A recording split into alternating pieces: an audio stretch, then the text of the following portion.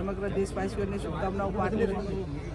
1950માં જ્યારે આપણું બંધારણ અમલમાં આવ્યું એ પછી લોકો વડે, લોકો દ્વારા અને લોકોથી ચાલતી સરકાર, એને પ્રજાસત્તાક દિવસ તરીકે આપણે એની ઉજવણી કરીએ છીએ.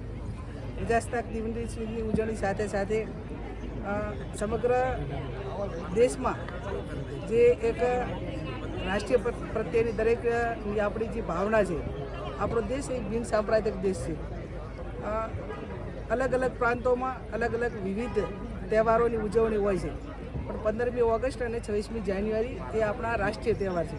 અને રાષ્ટ્રીય તહેવાર એ સમગ્ર દેશમાં એક જ દિવસે આ બે તહેવારોની ઉજવણી થાય છે. ત્યારે દરેક નાગરિક એ દેશ પ્રત્યેની જે આપણી ભાવના છે અને એના માધ્યમથી જે કાંઈ એક દેશના નાગરિક તરીકે આપણે શું કરવાનું થાય છે, એ દરેક પોતાની જવાબદારી સંભાળીને રાષ્ટ્ર પ્રત્યેની ભાવના સમર્પિત અને દરેક ક્ષેત્રની અંદર દરેક નાગરિક જે ક્ષેત્રમાં છે એ ક્ષેત્રમાં ઉત્તરોત્તર પ્રગતિ કરીને રાષ્ટ્રનું રોશન નામ થાય અને બીજા રાષ્ટ્રોની સરખામણીમાં આપણું રાષ્ટ્ર પણ અગ્રેસિવ રહે એવી હું શુભેચ્છાઓ પાઠવું છું.